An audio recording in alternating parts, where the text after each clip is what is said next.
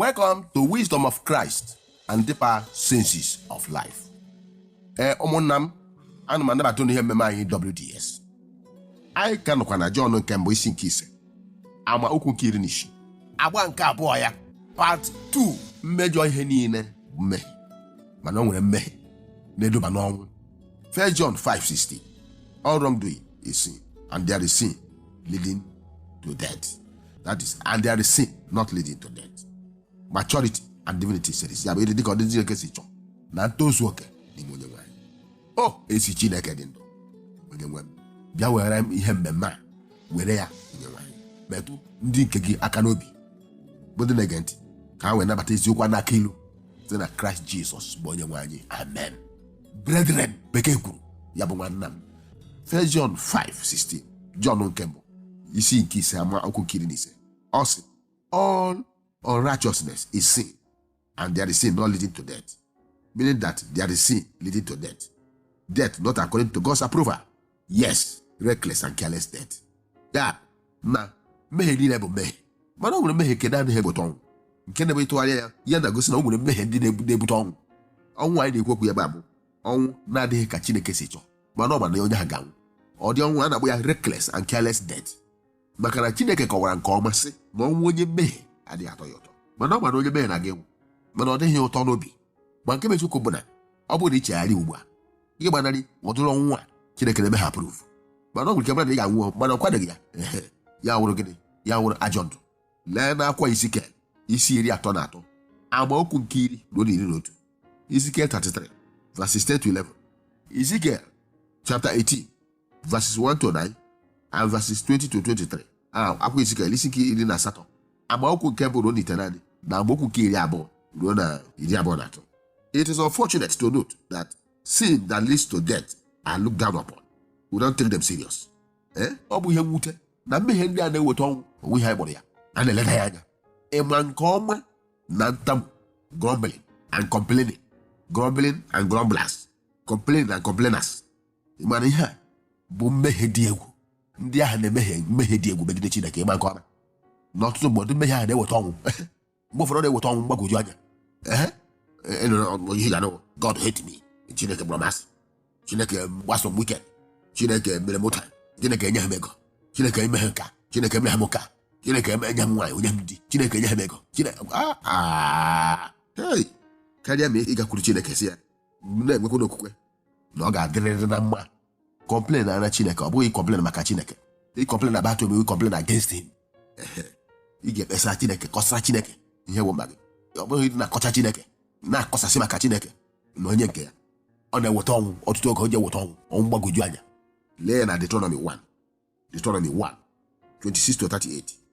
Jude 1 Deuteronomy 1 26 to 38. Ya akwụkwọ Deuteronomy isi nke mbụ amaokwu nke 26 ruo na 38. Mleni ya ba Jude 1 15 to 16. Akwụkwọ Jude isi nke mbụ naanị amaokwu nke 15 ruo na 16. Second Chronicles 26 16 to 21. Akwụkwọ The Chronicle isi 26 amaokwu nke 16 ruo na 21. Akwụkwọ Ecclesiastes isi nke 7 amaokwu nke 3 ruo na 4. Listener, bekee kwuru ezi enyi m onye na-ege m ntị na ntị karịa ma ị ga-complain dịka m kọwara gị. You complain to Christ God na onye amụma ya. Karịa ma ụmụ Chineke ga-akọsara Chineke mekwere ka onye amụma ya mara ọnọdụ ha. Ha gaa n'ihu na-akọcha Chineke na onye amụma ya. Ekwere dịka Satan nọ na-complain about God, na-akọcha Chineke, na-ekwu ihe gbasara Chineke na onye amụma ya. Ọ na-ebe ọ na-atụchasị Chineke. Satan na-atụchasị Chineke, atụchasị onye amụma ya Moses. Mana akwụkwọ nsọ sị Archangel Michael onye isi ndị mmụọ ozi ekweghị atịrị ya ọnụ, ekweghị so ya akọcha, o kweghị so ya ekpecha. Kama ihe o kwuru, God rebuke you. Chineke bara gị mba. Na Angel Michael did not bring reviling accusation against the man of God and against God also. O kweghị enweta ihe nkọcha na-akọcha na-ekpecha Moses bụ onye nke Chineke. Complaining about or against God is a sin that leads to death. Onye mmehie ọnụtụ n'ụkata ya na-akọcha Chineke. Ọ na-ejogbu onwe ya, ọ na-eweta ọnwụ. Lee na akwụkwọ Pita nke 2 isi nke 2 amaokwu nke 10 ruo na 11. Na akwụkwọ Jude ya 2 Peter 2 10 to 11. Na akwụkwọ Jude 1 8 to 10. Akwụkwọ Jude isi nke 2 amaokwu nke 8 ruo na 10. na Numbers 16 ị ga-ahụ ya ebe a. Ọ gịnị mebe a? Kora na ezinụlọ ya ala gbawaluo ha na ndụ na ndị ọzọ ala chụta mepe ha adabajuo eziokwu ndụ ebe nta agbanụ Miriam mgbe ọ nọ na-akọ achụtọ megide nwanne ya nwoke Moses chee na ọwụ ihe nwanne chee na ọwụ ihe brọda na agbụ ọwụ nwanne m nwoke ajụwa ya sị anyị ma onwe gị ime onye ịbụ ime onye na-ekwu maka ya etu aka beta sị gba Miriam gbanyụọ ya anya ya na ịtamu ntamu na ịkọcha nkọcha na ịkọcha Chineke na ịkọcha onye nke ya ọ na-eweta ọnwụ elu ọ na-eweta ọnwụ mgbagwoju anya. Leviticus 24 verse 10 gbatu akwụkwọ Leviticus isi nkiri abụọ na amaokwu nkiri gbatu ịma nke ọma na mmadụ ime ngwa ngwa bekee unreasonably and unnecessary hasty action and inaction and reaction and response or responses to issues na bụ mmehie na-eweta ọnwụ ọtụtụ oge ịmana mmadụ ime ọhụhụ mmadụ ime ngwa ngwa n'ime ihe maọbụ ikwu okwu maọbụ inye ọsa ikezi n'ọnụma n'iwe ya mmadụ react ọsịsọ ọtụtụ mgbe na-eweta mmehie na-eweta ọnwụ. Ndị Igbo na-asị nwaanyị maka di ya n'ọzọ ihe chiri di ya n'ụzọ ewere ya nwaanyị maka onye di ya n'ọzọ oge ụfọdụ ife anwa chiri di ya n'ụzọ ewere ya otu akọ dị ya hasty actions ọ na-apụtakarị ha daino because rushing into judgment or conclusion without proper investigation oftentimes leads to sin that result to death. Ya gị n'okwu ị gaghị eme ngwa ngwa nyocha chọkọta ka i wee mara ma bụ eziokwu ma bụ eziokwu gị chịkọta ya ozugbo ọgụ ndị nọ n'ụgbọala na be gị abịa ha ozugbo a kọọ ozugbo gwa gị sị gị na onye nke a mere otu a bụ ụta gị chịkọta ya ozugbo ị chọghị ịchọpụta nke aka anyị gbagba kebe ị chọghị iso ọ dị mma ka m lekwere ụzọ dị ụta ozugbo ahịa nọrọ ya gịnị na-eme gbufuo ya ọkwa ihe mere mgbe ụfọdụ jungle justice ada dị mma egide ha onye ntinye onye ohi jide ya agaghị achọpụta agba ya ọkụ ọ na-adịkwa mba achọpụta mgbe ụfọdụ a na-esikota agbuo onye onwe ihe o mere ụlọ chetakwa ihe mere na ụzọ ọrụ mgbe nwa dị anya gara aga nwaanyị taget ya gwa nwunye di ya tinye ọnwa onye ohi ejide ya ozugbo nye gwa na lie nwatakịrị tọnda bịa bụọ ya. Proverbs 16:32 akwụkwọ ilu Solomon isi 16 amaokwu nkiri 3 Proverbs 25:8-9 akwụkwọ ilu Solomon isi 25 amaokwu nke 8-9 Proverbs 13:2-3 akwụkwọ ilu Solomon isi 13 amaokwu nke 2-3 Ecclesiastes 5 verse 2 akwụkwọ Ecclesiastes isi 5 amaokwu nke 2. Brethren, bekee kwuru nwanna Joseph na nwunye Potifa asọ a test case a test case ọ bụ case study ọ bụ ihe mmụta nye anyị ebe ata otu Potifa ji gwa nwunye ebe atara ya sị ya gwa m onye ahụ ị kpọtara ebe a achọrọ iri epọ m tie kpọọ Potifa ajụrụ ajụjụ Potifa sị ga kpọta Joseph jụọ Joseph sị ya o mere anya ya ngwa maka ike dị ya n'aka maka o nwere ike ikwu okwu o nwere ike ide ya onye eze o nwere ike ihe o kwuru ya bụrụ ya George chief George supreme George local George village George maka gị kwuo ya ebe gị n'ọnụ ọgwụlanụ ụlọ gịnị mezie ọ daa akwụkwọ ozugbo atụba Joseph n'ụlọ nga akwụkwọ nsọ sị Chineke wee gana onyere Joseph n'ụlọ nga ị hụrụ ya na onye ọbụla a na-abagbu etigoro gịrị mmebagbu ahụ Chineke abịa ba onye anwa eji ihe mmiri m na ndụ mara n'ụwa na Chineke adị egwu ọ ga-abacha anyị ụta hapụghị na mkpagbu n'ikpeazụ gịnị mere ya bụ ihe wee wara Joseph ngọzi gịnị mezie o wee wọziere Potifa ọbụbụ ọnụ emechazi n'ikpeazụ ewee gbatazi ihe mere ọ mmehie na-eweta ọnwụ ọ na-eweta ọnwụ ọ nwere erukwa mgbe ọtụtụ oge mana ọtụ mmadụ ọ na-atọ ha ụtọ mana lee ihe mbibi calamities na-abịa site na ya ejasị gị enemy ọ dị iro ime ngwa ngwa na-echeghị eche rushing to conclusion without proper investigation. Lee Genesis chapter 19 verse 4-23 akwụkwọ Genesis isi 39 na amaokwu nke 4 ruo 23 Genesis 41 verses 39-41 akwụkwọ Genesis isi 41 amaokwu nke 39 ruo 41 site na amara Chineke ọtụtụ ihe ndị a na-emekwa anyị na ndụ ọtụtụ ihe ndị anyị na-agụta n'akwụkwọ nsọ ọtụtụ ndị anyị esigo n'ime ya gafere ụfọdụ ndị anyị o mechụkwa ọtụtụ n'ime anyị eziokwu nke ndụ ahụ onye dị guilty onye ikpe mara ya atụgharị ihe niile megide onye enweghị ihe o mere ka e wee mere ya ebere to attract sympathy ka e wee mere ya ebere mgbe onye na-enweghị ihe o mere agwụzi onye mere ihe ọjọọ ya nwa mere ihe ọjọọ ewere atụgharịzi ya wurizi ya nwa wurizi onye ezi omume onye na-agba ya ihe ikuku ịga ọnụ nata ọbụbụ ọnụ etinye onye na-ege m ntị na ntị ịma nke ọma na ezi omume ịgafe ofe wụ mmehie ọ gasị nke dị tọọ John motu ọbụ bekee sị ask me how na over righteousness mana mmehie ya bụ iwere ya tụnye n'imefe ihe ofe imebiga ihe oke ịgbakwe over ịma na over tea ime tii ya dị over ịma na mmehie ọ na-edu ha n'ọnwụ John motu ọbụ over eating giri oke afọ ihe oke ị ga-eri ya tọgbụrụ n'ụzọ ga-enwe ihe ga-aṅụ mmanya ya ọsụkwa ya bụrụ mọt sụkwa ya bụrụ mineral ịṅụ ọṅụfe ịṅụta diabetes ihe ọbụla sọ ya bụrụ ma fụziere dike na-etinye anya na mgbagbu ijiji ntị ma ọbụla dị ekpere a na-ekpe ekpe igwe ike ibido n'ụtụtụ imegide na-ekpe ekpere ruo abalị echi ibidokwa ị gaghị aga ọrụ bekee ị gaghị aga ọrụ ugbo enweghị ihe ị ga-eme ị gaghị egwu egwuregwu onweghị ihe ọbụla ị ga-eme ọgwụ sọsọ ekpere emeghị ihe eme n'ụwa nsogbu ga-apụta ọnwụ ga-apụta enyi ọ ga-apụta na ara ka ọ ga-abụziri ịma na overlove bụ mmehie gịnị overlove ịhụ mmadụ n'anya hụzie n'anya nke na-abụghịzi ya iji maka onye hụrụ n'anya mmejọ Chineke were ịhụnanya nwere n'ebe Chineke nye ya mmadụ ọ overlove ihe ọbụla mere ova dị njọ ọ na-ebute mmehie onye mere nwunye ya overlove pụtara na ịhụ etu Adam si mee nwunye ya overlove ya ova karịa Chineke overlove mmiri ama ya ọkọ onye maka ebuzo tie ihe otiti nke o mere nwunye ya overlove lozo egwu Chineke chefuo egwu Chineke ka o wee lọfụ nwaanyị ya Chineke ebuzo tie ya nwa ihe fụkwana eme overlove ihe anya na-ahụ ụmụ nwaanyị na ihe anya na-ahụ etinye ya gede n'isi otu aka ọ dị iwe hụ na nwe ihe jikwara ekwensu na Chineke ọ tọpụrụ agwọ ọnụ ọ pụọ ya ọnụ otu aka ọ dị pụọ ya ọnụ ozugbo Genesis chapter 3 akwụkwọ Genesis nke 3 God lee ihe m na-agwa gị na akwụkwọ Ecclesiastes isi nke 7 amaokwu nke 16 ruo 17 akwụkwọ Ecclesiastes 7 16-17 Ecclesiastes 3 1-8 akwụkwọ ndị Ecclesiastes isi nke 3 amaokwu nke 7 akwụkwọ Proverbs isi nke 25 amaokwu nke 16 Proverbs 30:7-9 akwụkwọ Proverbs isi 30 amaokwu nke 7 ruo 9.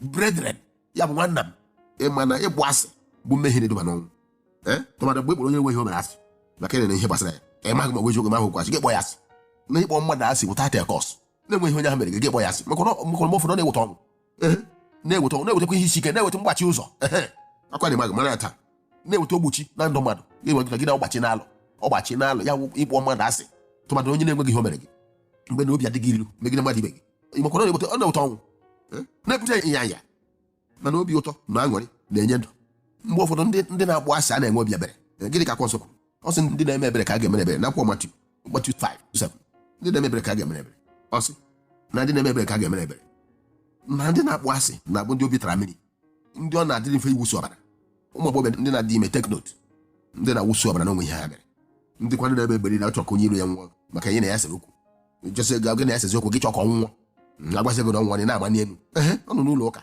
ma onye ọnwụ dị innocent ma ọ dịghị innocent ọ chọghị ma gịnị ka a na-ahụta n'ime onye na-akpụ asị envy is prominent in the life of those who hate ekworo dị egwu ka a na-ahụta n'ime ndị na-akpụ asị anaghị ekwogbu onwe ha na-ekworo onye na-enwe aṅụrị na ọganihu onye ọzọ Chineke na-enyekwa onye ahụ ọganihu bekee sị a partner in crime hate his own life ya bụ onye na-akwagide ndị na-emejọ ihe kpọrọ ndụ ya asị Proverbs 29:10-24 akwụkwọ Proverbs isi 29 na amaokwu nke 24 Proverbs 26:24-27 akwụkwọ ilu Solomon isi 26 amaokwu nke 14 ruo 27 Proverbs 1:18-19 akwụkwọ ilu Solomon isi nke 2 amaokwu nke 8 ruo 9 Proverbs 28:17-18 ya ilu Solomon isi 28 amaokwu nke 7 ruo 8 Listener, Bekee kwuru ezi enyi m onye na-ege m ntị ịmakwa na onye na-anara ndụmọdụ ọjọọ ndị na-anara ndụmọdụ ọjọọ ọ na-eduba n'ọnwụ ịmana ọmbe mmadụ ịdị na-anara ndụmọdụ ọjọọ ịmana eduba n'ọnwụ you don't listen to bad advice, it destroys. Abụrụ onye na-aṅa ntị ndụmọdụ ọjọọ ọ na-eweta ọnwụ n'ọdị ndụmọdụ ị ga-anara ụta ya ata isi onye anwa Bekee sị no matter who is giving the advice ya wụra ndụmọdụ ọjọọ ewekwala. Evil men does not give good advice. Ndị ọjọọ a na-enye ndụmọdụ ọma mana ndị ezigbo mmadụ bụ ndị na-enyezi ndụmọdụ otu aka ọ dị na-echeta nke ọma na evil communication corrupts good habit. Mmekọrịta ọjọọ na-emebi ọmụmụ ọma gị na onye dị njọ akpakọrịsịra ọ na-emebi ọmụmụ ọma gị na onye na-ada mba na okwukwe na-akpakọ otu mgbe gị na-agụ mba gị na onye ntamu na-akpakọ otu mgbe gị dị ntamu gị na onye nkwulu na-akpakọ otu mgbe gị dị nkwulu. Ọ dị ka ebe mmadụ na-ege ntị onye amụma ụgha onye preacher ụgha false preacher false pastor onye pastor ụgha onye bishọp ụgha ga-agba gị na mmehie nwe ihe obere sin does not matter. Mmehie nwe ihe obere ị na-eme mmehie nwe ihe obere ọkụ mmụọkwa na-adị ọtụtụ mmadụ anwụọ n'ebe a na-ege ndụmọdụ ọjọọ ọtụtụ mmadụ eji tinye n'ọrụ ya ha nwụnye anya fa ọ sụkwa ya gbụrụ nne gị ya sụkwa ya gbụrụ nna gị sụkwa ya gbụrụ ụmụ gị sụkwa ya gbụrụ nwanna gị sụkwa ya gbụrụ onye ọsọ ya gbụrụ ndụmọdụ ọjọọ ọ dịghị mma mmadụ ịnabata onye nne nyere ndụmọdụ ọjọọ gị sị ya mama nna gị enye gị ndụmọdụ ọjọọ gị sị mba ụmụ gị enye gị ndụmọdụ ọjọọ gị sị nwa gasị gbakọta Chineke azụ isi ahụ ụlọ haba 1 Corinthians 15:38-34 akwụkwọ ndị kọdet nke mbụ isi nke iri na ise amaokwu nke iri atọ na atọ ruo iri atọ na anọ. Proverbs 1:10-15 akwụkwọ ilu Solomon isi nke mbụ amaokwu nke iri ruo iri na ise na amaokwu nke iri abụọ na ise ruo iri abụọ na itenaanị. Proverbs 1:10-15, 25-29 akwụkwọ ilu Solomon isi nke anọ amaokwu nke iri na anọ ruo iri na itenaanị. Ya bụ Proverbs chapter 4 verses 14-19. Ya bụ ezigbo nwa Chineke, ụmụ Chineke ga-amata ide na-asị mba mgbe a na-enye ha ajọ ndụmọdụ, n'agbanyeghị onye na-enye ya bụ ndụmọdụ. Ihe mere Chineke dụ anyị aka na agba ochie na-atụkwa anyị aka na ugbu a ka anyị jụ ịnabata amụma ụgha na ndị amụma ụgha na amụma ụgha na onwe dị ya, maka ihe dị agba ụfọdụ na-eweta ngenge ndụ. Brethren, bekee kwuru, nwanna m ịhụra nwata nwoke a, ọ sị na onye amasịrị ya na agaghị n'ihu ya bụ papa ya bụ ya, na papa ya bụ agaghị n'ihu ya, na akwụkwọ nsọ sị na onye iro mmadụ ga-esi n'isi obi ụlọ ọwụ ha so denini ọwụ ebe a ka ndị iro ga-abịa n'afọ akwụkwọ nsọ kilia dem ọ bụrụ nne gị kilia ya, ọ bụrụ nna gị kilia ya, ọ bụrụ nwanne gị kilia ya. Ọhịa ha na-akwụsa Jehova ga-ekpe ya n'ikpe bụ ha chọrọ ka ị nụ nke ga-atọ gị ụtọ. Anaghị ekwu ihe ga-akụ gị ilu na mkpụrụ obi, nke anwa ihe atọ gị ụtọ na mkpụrụ obi ka e wee saa gị isi.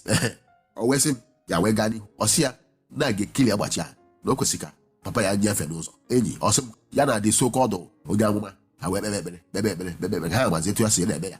Ọ sị ha wee kpegide ekpere papa ya nwụọ, wee gbọọ ya site n'ozi si ya na papa ya nwụgo. Ọ rọshi ozugbo buru papa ya dọba na mọchụarị, emesịa olie papa ya.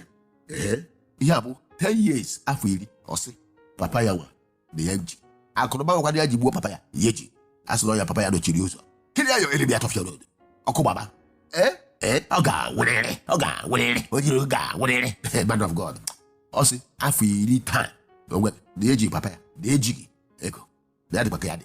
Ịhụghị ya lee nwa ya ọ na-ebe akwa abịakwute m n'ọfịs. Ọ sị m na di ya achụọla ya. Ọ mụrụ nwoke a ụmụ anụ chara acha, ụmụ anụ dị mma dị ụtọ.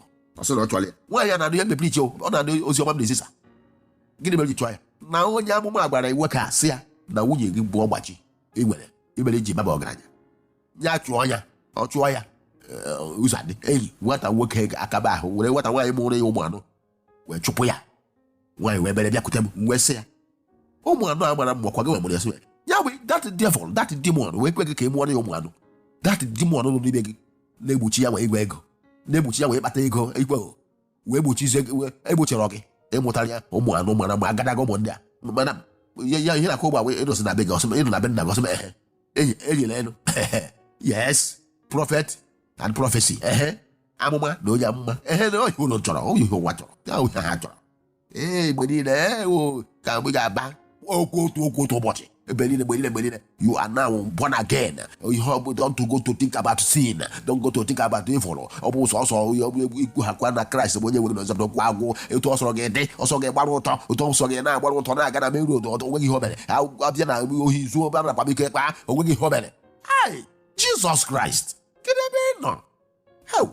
Kedu ebe m na-akpọrọ gị ikwuru ya na-agwọ nsọ isi ọnụ ha bara ụba bụ ndị ozi, ma preacher nwaanyị, ma madam preacher, ma brother preacher, ma pastor preacher, bụ ndị na-agba ndị mmehie ume sị ha na onwe ihe mmehie mere. Onye nwaanyị kwuru okwu gbasara ya ụdakwa isi 13:21 ya gbada isi na ha ga-atakwute ya kọnkịrị.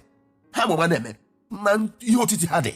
Lee ihe na-agwa Pita nke abụọ isi nke abụọ amaokwu nke mbụ na atọ, 2 Peter 2:1-3, Jeremiah 28:1-end. Lee n'ebe a Jeremiah 28:1-end. Anana ya na-eburu ncha na amụma ọ na-atọ aka na-awụ ị ga-arụ n'elu tupu afọ abụọ ị ga-efe efe, ị ga-agbahụma jipụ, ị ga-awụ awụ, ndị niile ha gbochiri gị inwe ego ha ncha ga-awụ gbado aka na-awụ. Ezekiel 13:16-23, Ezekiel 13 amaokwu nke 16 ruo 20, Jeremiah 28:1-end. Emesịa gị na-emede ha na ya wee nwunye anya na abụ Jeremiah ya na-ebu amụma n'afọ ụfụ wee dị ndụ gaa n'ihu bụrụ ihe o kwuru taa. Ịma nke ọma na ihe a bekee bụ carelessness. Ya were carelessness bụ mmehie, sokwa na otu mmehie na-eweta ọnwụ. Ịmara idea doctor, Mr. Doctor, ịma nke ọma na carelessness bụ mmehie na-eweta ọnwụ. Iwere ọbara gbajuo nwatakịrị n'ahụ na-enye ọpụta ihe ọbara bụ ma ọbara nwere ihe nọ na ya icheki ịgbanye ọbara na ọgwụ ị ga-enye icheki ma ha ya ga-ebu ya bụ ọgwụ gị were faka ya n'ahụ ozugbo ya nwụnya anya ya na-abụ ozugbo icheki mara ma ọ dị onye a agba ya ọdụ ọgwụ ọ ga-ebute nwunye gị were ozugbo gbaa ya nwụnya anya na-abụ ebubara mọchụarị. A ga-etinye ọbara ichekwuru ọbara eteki. Ọtụtụ mmadụ taa anwụọna n'ụlọ ọgwụ ya wụ gịnị? Carelessness, akpachapụghị anya, elechi onye rịarị anya. ọ na-eme ọmụma ya ka ọ papa ya ọ nwanne ya nwoke ka ọ nwanne ya nwaanyị ọ gbasaghị ya ịmakwa na ọ gbasara ga-agbasa na ị ga-asa ajụjụ peshent ahụ onye ya anya ahụ ile chọrọ anya ya nwụnye anya na-abụ ịmakwa na ị ga-asa ajụjụ ebe na akọrọ maka na ị ga-aga eluigwe ịdị nsọ na-ebe maka carelessness iji etufu ndụ ọkwa gị makọrọ na ị ga-awụ dọkịta kọrọ na ị ga-awụ onye nọọsụ gịnị na-agbasasị gị ahụ gịnị bụ iji achị ọnwụ mee ihe kwesịrị ime tinye otu o kwesịrị ọ ga-adị tinye n'ịdụ ebe a ga-etinye n'ịdụ saa anya mmiri weta ọgwụ chara acha gị were fakịrị ya tọbụlụ sọsọ gị isi ụta mee ya ozugbo onye ahụ nwunye anya na mgbe bụpụ ọ gbasaghị gị ọgwụ nwanne gị ọgwụ nne gị ọ bụghị enyi gị mana mama gị nwa gị bebe nwanne gị nwa gị bebe agwakwa eziokwu ihe si n'ụzọ taa tụfuo ọtụtụ ndụ si n'ụzọ taa laa ọtụtụ ndụ n'iyi mana a ga-enye gị ngosi gbasara ndụ niile ndị atụfuru ma afụzie ndị ga na bekee sọ those who indulge in personal medication without running tests to ascertain the exact problem ihe mee ya nwantịntị ya sọ ọ ga-awụ ihe dota were aka ya nye m onwe ya ọgwụ were aka ya kpara ahịhịa tiga tupu ana m ihe na-eme ọnọdụ aka njọ ma ọ nweta kidney problem ya nweta liver problem ndị awụcha mmadụ akpachapụghị anya ya carelessness mekanik ewere moto ihe asụsụ anụ na onye eburu moto akọ injin maka ọgbasa gị ya ịgbakọrọ ị ga-asa ajụjụ onye ụlọ na-arụ ụlọ arụ ụlọ rụọ ya otu ọsọ masị ya ụlọ eze kwụsịa ndị mmadụ makwana ị ga-asa ajụjụ carelessness ị na-akọ story listener bekee kwuru ezi enyi m ịma nke ọma na mmadụ iji aka wepụ ndụ ya bụ mmehie mana ọ mee ịma na iji aka gị wepụ ndụ gị bụ mmehie gị ji aka gị wepụ ndụ gị gị na-emesi ọgwụla ị ga-atapụta ya kọnkịrị suicide etu aka ọ dị o nwere carelessness bụ suicide ya bụ ịmụ ụdọ akpachapụ anya n'ụlọ dozie ụlọ ka ọ gbatu kwesịrị ọ ga-adị mmadụ anwụọ ihe ọzọ suicide ị ga-azụrụ ngwa ihe na-enweghị isi na ọdụ ji ya n'ụlọ asị gị weta gị ga-weta nke ndị nke dị nwa na-enweghị ihe ọ bụ ka i wee batacha nwetacha akụ na ụba niile dị n'ụwa arụ ọrụ ụlọ ezegide gị ọ na-adabara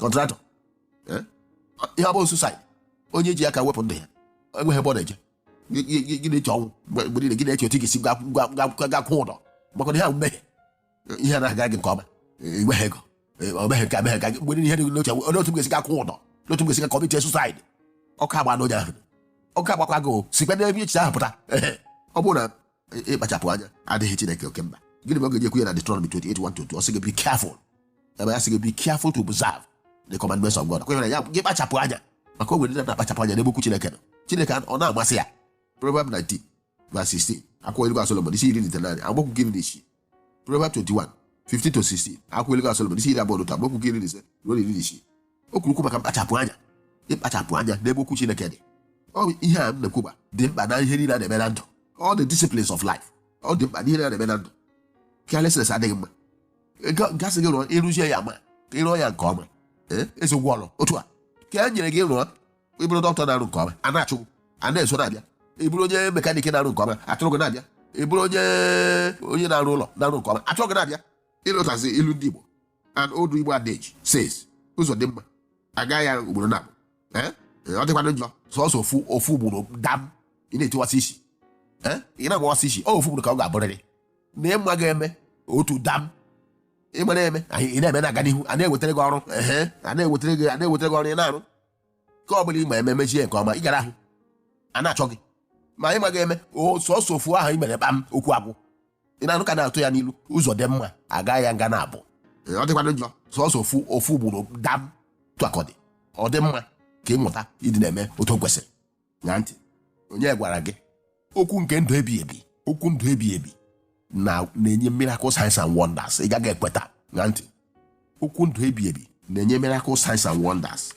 onye mere ndị ji akọ ya n'ọla ebe ọtụtụ ndị ụlọ mgbasa ozi aghọtakwara mkpa ọ dị na ịdị na-akọwa nke ọma na okwu nchegharị na-eweta ọrụ ebe n'ihi na ọtụtụ ọrụ ebe taa na-aka ọrụ ebe ebe ndekọta ụmụ Chineke si n'ime okwu nchegharị na nzọpụta wụpụ mana ka eme ka ha ghọta na okwu nchegharị na nzọpụta na-emekwa ọrụ ebube ịhụ na nwaanyị a na-achọ nwa o rue otu onye ma ya nwe nke ọma asị ya bịa ka ya gwụrụ ya ga na ka onye dibịa nye ya nwa ọsị ya ọsị ya ụlọ ya emenata ya n'ụlọ gịnị ka nwaanyị a mere o wee n'okwu Chukwu na redio o wee bịa o wee sị Chineke na onye ma m nke ọma sị m bịa ka ya kpọrọ gaa na dibịa gakwuru ekwensu ya wee so mba n'okwu ọla ebube ya na anụ ọ na-abịa ya na ntị n'ihe werego ndị ya nyefee Kraịst n'aka oh my God mkpebi na-alụ ọrụ ebube ọ sị na okwu Chukwu niile ya nọ o bukwa Baịbụl ya na-ele anya na akwụkwọ nsọ na-ahụ na ọ bụ etu a ka ọ dị ọ sị Kraịst ọkwa gị nwa na-enye nwa